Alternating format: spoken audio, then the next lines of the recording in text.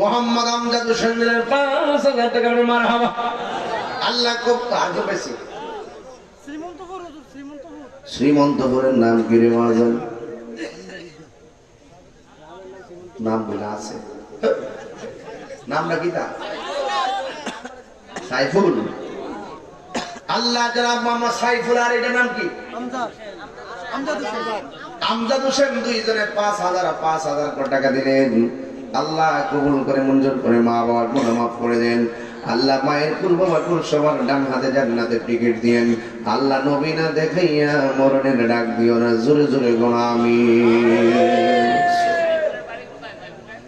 আমজাদ সাইফুলের শ্রীমন্তপুর।